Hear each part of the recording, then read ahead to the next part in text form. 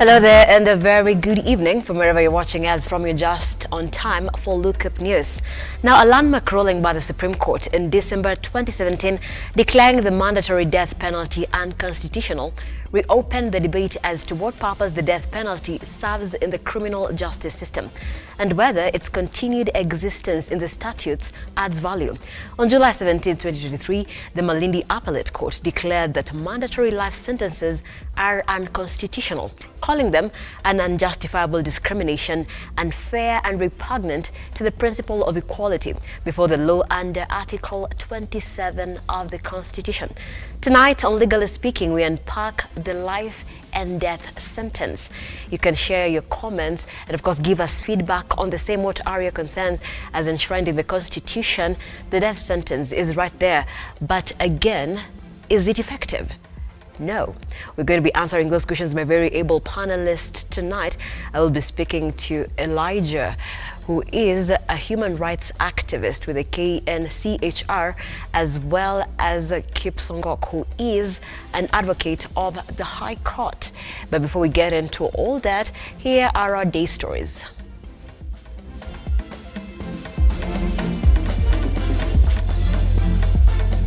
Tonight on Lookup News, a DCI officer shot dead, his wife injured in a robbery incident in Nairobi.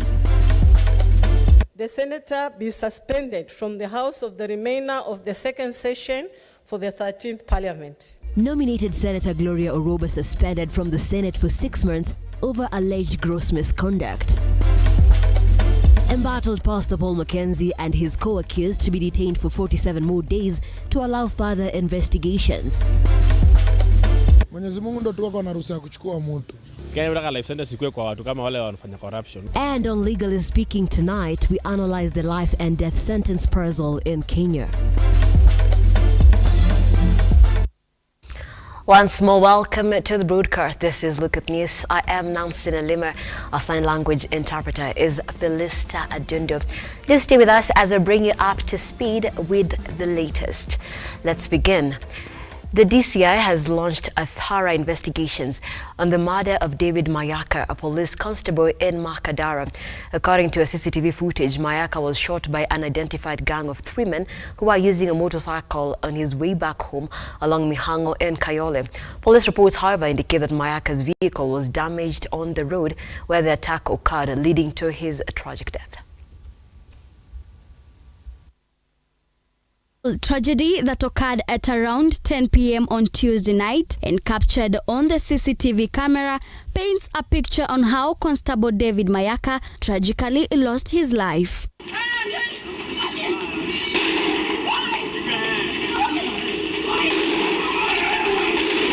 According to Nairobi Police Boss Adamson Bungei, Mayaka, who was in the company of his wife Kellen Kemunto, were traveling back home. However, along the way, the duo had a puncture that forced them to stop. It is at that time that the gang appeared in pretense to offer help, and what followed were gunshots renting the air after the failed attempt of the officer to reach his gun. Wezi wa duthi Kenya hii ni wengi sana wale wanaiba na duthi. So siwezi weza kujua kama walikuwa wamefuata huyo officer ama ilikuwa coincidence. The report also indicates that the gang, which was using a motorcycle with tampered number plates, shot Helen Kemunto on her thigh, causing an injury, forcing her to yell while calling for help.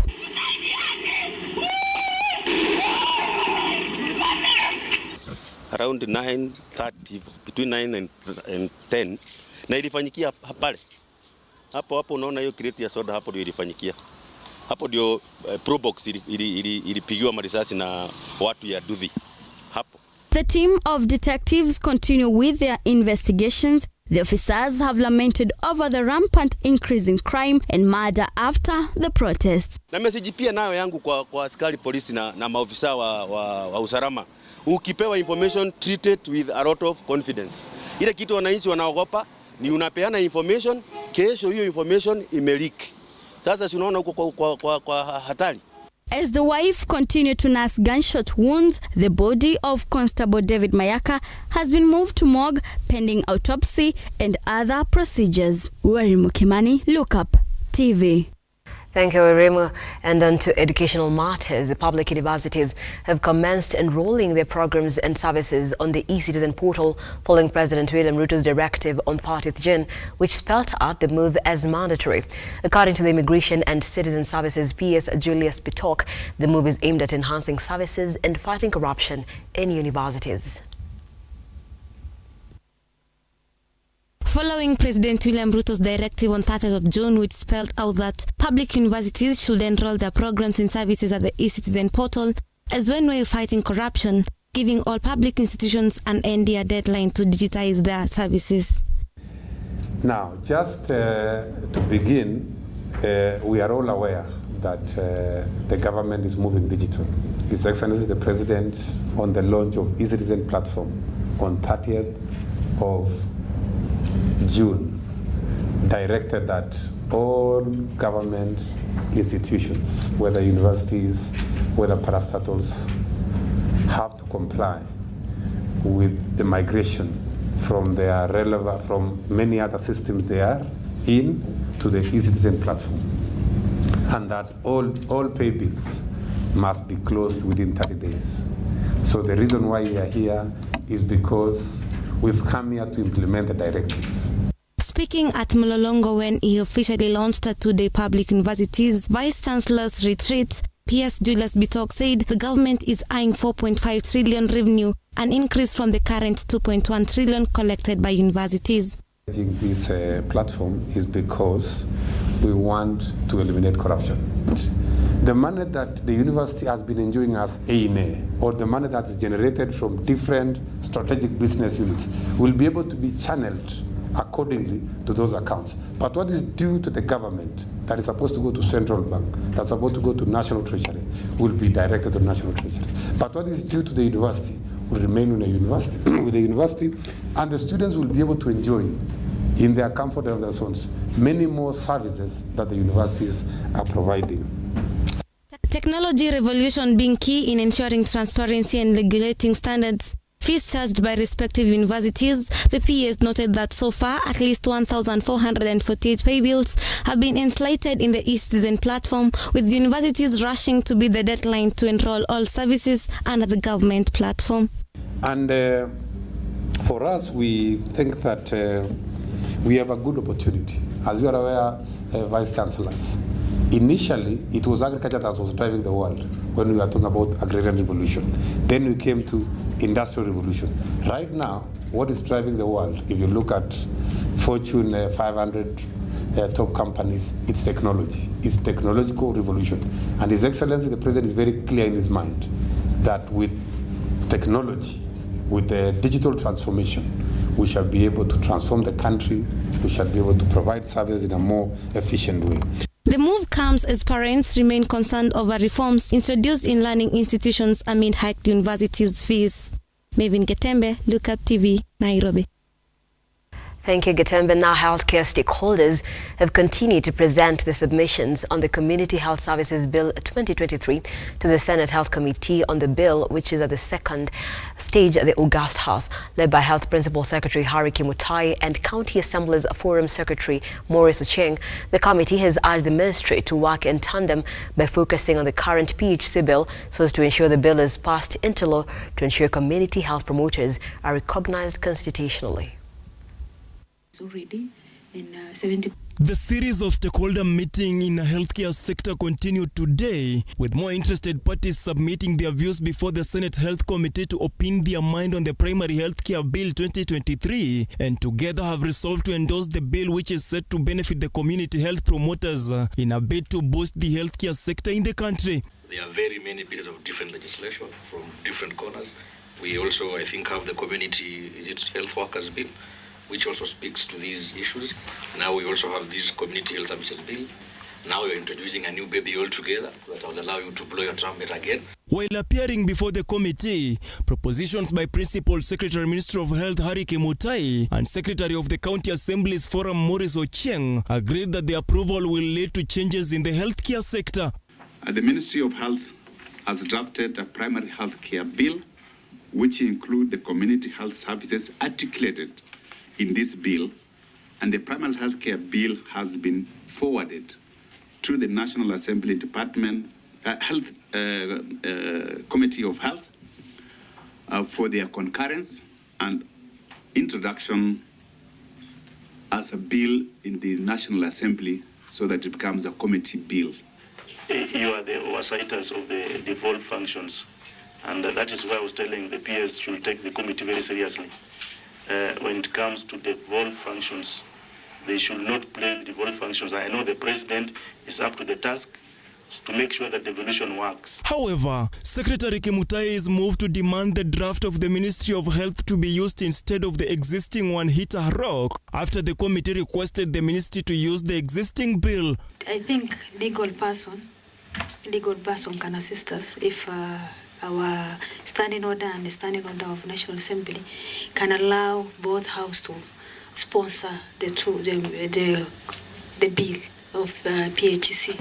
I don't know, you can guide us later, but let's hear from our chair, able chair. Before you hear from the chair, I just wanted to have concurrence. Who can sponsor this bill for us? Is it National Assembly Committee or the Senate Committee? According to Kimutai, the bill will identify a community as 1,000 households to be appointed by the county government and is poised to help a lot in the success of UHC system and healthcare decentralization. For the purpose of trying to assign work to, households to a community health promoter so that it becomes very clear and not something that they're handling the entire community. The committee is set to organize a session with the Ministry of Health during the devolution conference to bring all the hanging ideas together so as to rally and include relevant points in the Primary Healthcare 2023 bill. A workshop or a retreat so that we agree who is going to take up this. So it's not something that has been finalized. That retreat is joint? We wanted it to be joint. Okay. It's proposed that way so that it's agreed who is going to take the leadership of this bill. If it is the Senate Committee, we will hand it over to Senate Committee. Allow me to make another day before the Senate Health Committee, led by Principal Secretary Health Harry Kimutai, stakeholders are now being urged to support the current primary healthcare bill before the Senate and put aside any other so that to ensure all community health promoters are enlisted and recognized to achieve UHC. Stanley Lugaria, Lookuptv, Nairobi. The Senate Powers and Privileges Committee has suspended nominated Senator Gloria Oroba from the House until February next year over alleged gross misconduct. Oroba was suspended after failing to honor its invites and summons to defend herself against damning allegations. The committee accused the senator of making unsubstantiated allegations that were instances of pursuit of sexual favors in Parliament. The Senate committee said the senator posted various messages regarding the matter on the Senate Business WhatsApp group on diverse dates. Oroba also made allegations of favoritism and discrimination within the House. Allegations disrespecting fellow senators, that the senator on diverse dates published information that was disrespectful towards the fellow senators in the Senate Business WhatsApp group. Count 2, allegations of inputting improper motive on fellow senators, that the senator on diverse dates imputed improper motive on other senators by posting various messages on the Senate Business WhatsApp groups. All these reports are in the reports. All these postings are in the reports. The committee, noting the gravity of the charges and conduct of the Senator Gloria Oroba, MP findings of the committee, and having reviewed the sanctions provided for the Section 17(3) of the Parliamentary Powers and Privilege Act 2017, as well as the practice in other jurisdictions, finds the Senator Oroba MP conduct was in breach of parliamentary privilege and recommend that, number 1, pursuant to Section 17(3)(g) of Parliamentary Powers and Privilege Act 2017, the senator be suspended from the House of the remainder of the second session for the 13th Parliament. Kenyans traveling to Mozambique will no longer require a visa after President William RUTO and his Mozambique counterpart Felipe Jacinto Nyusi agreed to scrap the requirements. Addressing a joint press briefing after holding bilateral talks, the two heads of states also agreed to form a joint business committee to oversee trade talks and barriers between the two countries. After completing his 5-day Mount Kenya tour, President William Ruto has officially begun his 2-day official visit to Mozambique.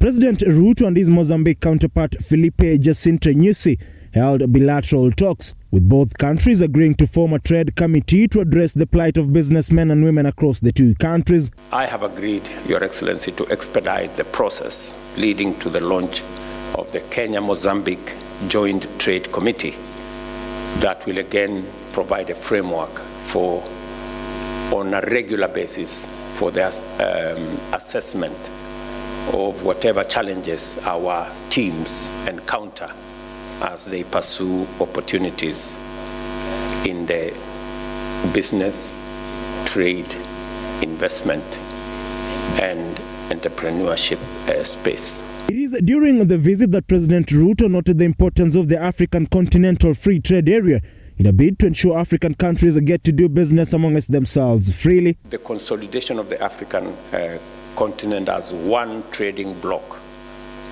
Your Excellency, through the Africa Continental Free Trade Area, we have the opportunity to grow our economies using both the private sector, people who are business people, and I'm very happy that we have a big business delegation from Kenya.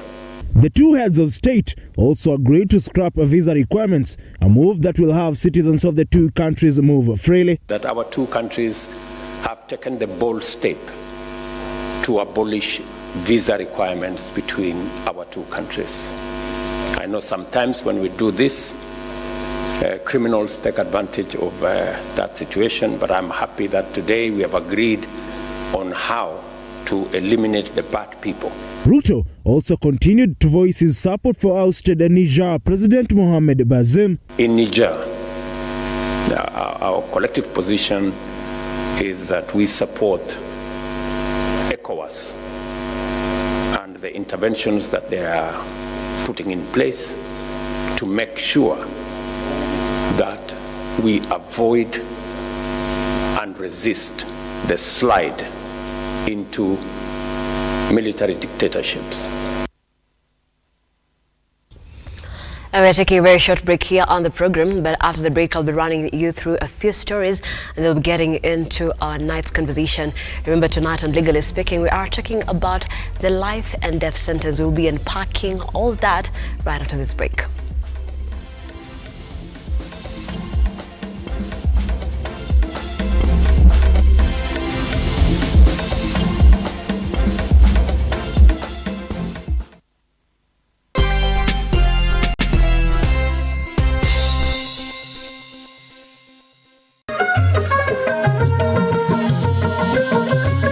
Karibu mtazamaji kwenye kipindi cha jamii na itikadi.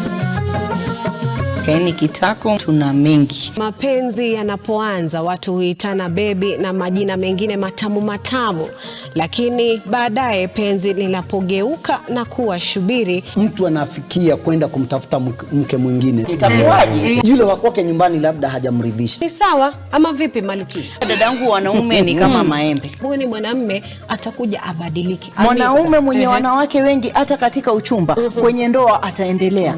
Mtu na tabia yake hawachi. Ile umbo la kike likishaanza, kila kitu kishaanza kuwa mahali pake. Ningependa kukuona. Sijaenda mahali ambapo mimi nilisikia mtu ati huyu alikuwa shujaa, alikufa katika mstari wa mbele wa ndoa. Sijawahi sikia mimi.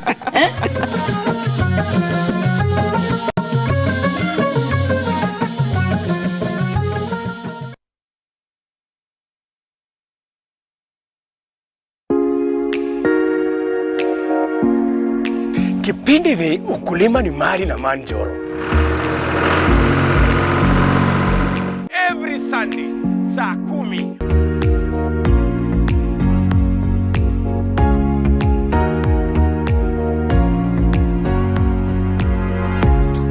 Jiunge na mimi ili nikufundishe mengi kuhusu ukulima wa nyanya, wa mboga, kuweka ng'ombe, kila kitu ambayo inahusikana na ukulima, ili ujifundishe mengi, uweze kujua ukulima pia ni mali. Kumbuka kipindi ni nini? Kipindi ni ukulima ni mali na Manjoro, upate hela.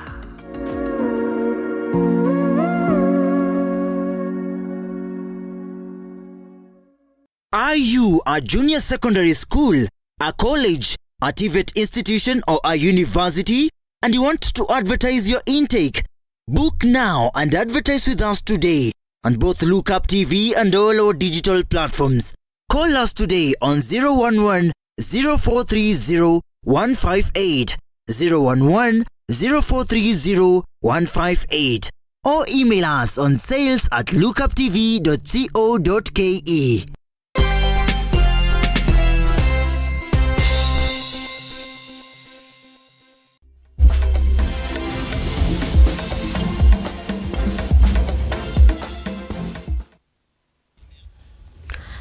Welcome back. Thank you so much for staying with Lookuptv. This is Lookup News. I'm Nancy Nalima. Sign language interpreter is Philista Adundo.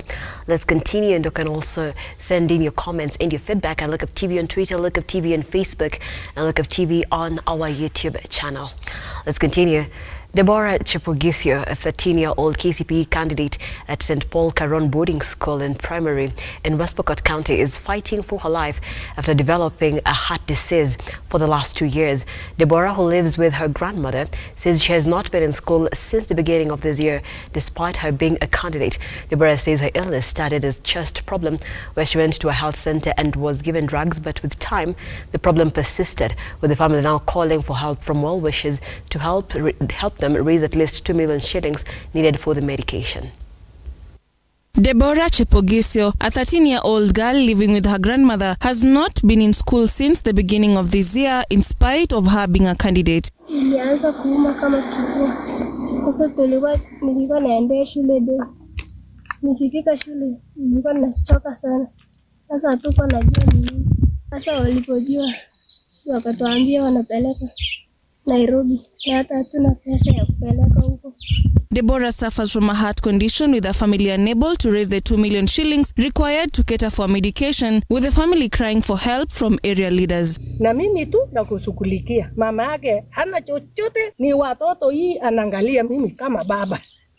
The head teacher of Caron Primary Boarding School, Miss Dina Lonyangapoy, says the student needs urgent help as Deborah has been threatening to commit suicide. The girl has been on and off, and she has only attended 5 lessons.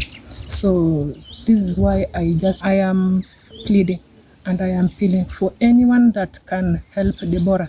Joseph Sarich, a treasurer with an organization that advocates for the right of young people in the area, notes that the only way to empower Pokot community is through education, while calling on area member of parliament Titus Lote to move with speed and rescue the girl. Wakati sasa walifika pale, sasa ikawa ni shida, kwa sababu wakati walisema maneno ya pesa ikawa ni ngumu, kwa sababu walisema kwamba it's around 800 to 1 million, na familia yenyewe ukipata ya kwamba kweli wameshughulika kwa hiyo muda mrefu hiyo, hajakuwa na uwezo wa kutafuta hiyo pesa, kwa sababu hata ukiangalia huyu gogo wake amekuwa ameshughulika sana. Nushin Mongasia, Lookuptv. And in the corridors of justice, cult leader Paul Mackenzie and 27 other co-accused persons will be detained for a further 47 days, a Shanzu Magistrate Court has ruled.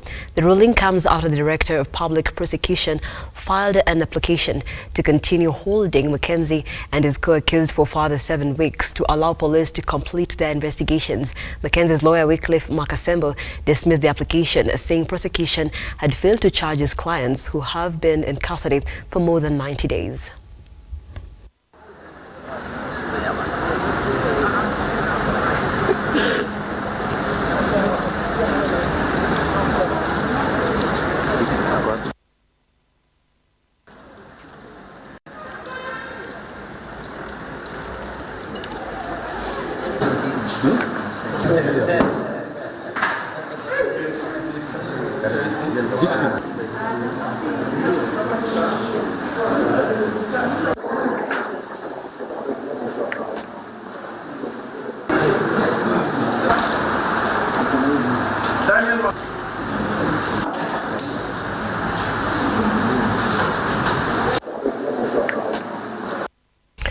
On the business front, Stanbic Holdings PLC has recorded a jump in profitability of 7 billion shillings in the first half of 2023, buoyed by 38% jump in the net interest income on the back of rising interest rates in the economy. Simba Elijah Charles Kiage paints for us the full picture of the results. We grew our revenue by 38% in this period compared to last year. One word, stellar. A 47% year-on-year increase in profits of the lender, coupled with a more than good return in customer deposits, which jumped by 10% to 259 billion shillings at a time when the new man in charge of the lender, Joshua Igara, best describes as negative global and local economic trends. Especially now with all these difficulties you see. I do like areas when there's difficulties, because generally that is what the role of management is to balance the trade-off between the increasing risk environment and delivering stronger returns for our shareholders. Oigara further says that while celebrating one side of the coin that has seen lenders in the sector laugh all the way to the bank through increased income interest, customers have been slow to respond to bank products as they grapple with costly lending at a time when inflation is taking long to ease on the economy. Sharpening interest rates, strengthening work from the central bank, which is good to drive inflations, to anchor on expectations for growth. And that is, and especially what the governor calls about the secondary effect or secondary cycle of inflationary effects. The new governor is quite passionate about addressing that gap. So obviously those increases, the 100 basis points increase in the rate, CPI rates, has impacted how customers respond. He further says that the bank is aligning itself to current government agenda, especially in affordable housing, with the CEO taking a reserved outlook of the government pillar, choosing to pinpoint the immense opportunities in employment that players in different sectors stand to benefit from. You know, housing, there's a lot of concerns around the housing. But it's something that we really support as a bank. And I think we need to rethink the model, or how do you architecture your economic transformation of a nation. Technical skills, capability development. I think those apprenticeship, the knowledge of building those skills, is where really the knowledge and capacity for our resources will complement job creation for our economy. So if you think about agriculture on one side, this is another lever. I mean, if you call us multiplier for job creation in housing, it's perhaps one of the largest, second to agriculture. You could create almost 11 jobs for every house you want to build. It is result time in the banking sector, and the trend in the sector that has always seen banks rake in huge profits continues. The question, however, is if this will continue in the Kenya Kwanza government if they live true to their promise of reducing borrowing.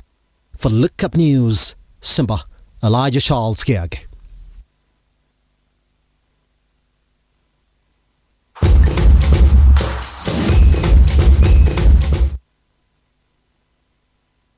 Let's now get into some sporting action.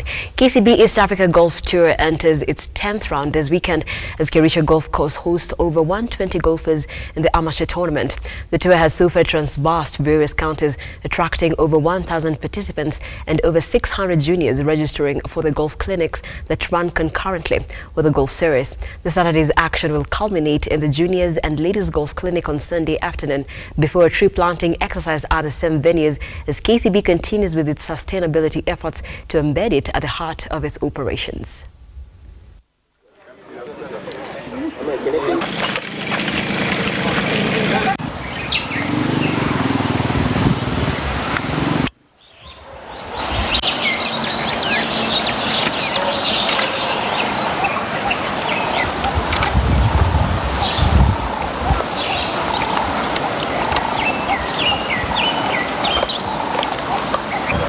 And Safaricom Chapadimba tournament heads to Bungoma, Busia and Kakamega counties this weekend for the Western Region County Finals. 12 teams from the 3 counties are expected to battle it out, with the winning teams joining Vihiga County teams Madira Suka Assassins and the Bali Boys to play in the regional finals scheduled for the 26th and 27th of August at Buhungu Stadium. The winners from both the boys and the girls teams are from every county will take home 75,000 Kenya shillings, with the runners-up taking home 30,000 shillings.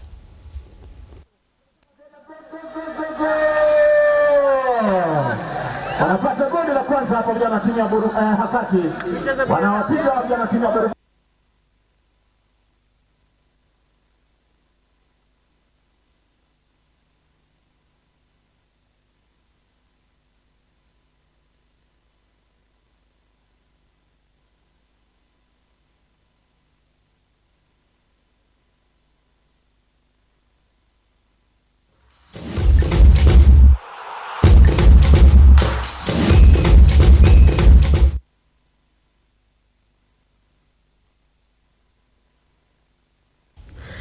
And we've come to the end of this first part of our broadcast. We take this break, and when we come back, we'll be talking matters law, life and death sentence. We'll be unpacking all that. It has been a matter of controversy after different landmark rulings by the High Court and the Court of Appeal in Malindi as well. We'll be having that conversation right back. I will be speaking to Elijah RUTO, who is a human rights activist, and Kipchumba, who is an advocate of the High Court. Don't go too far.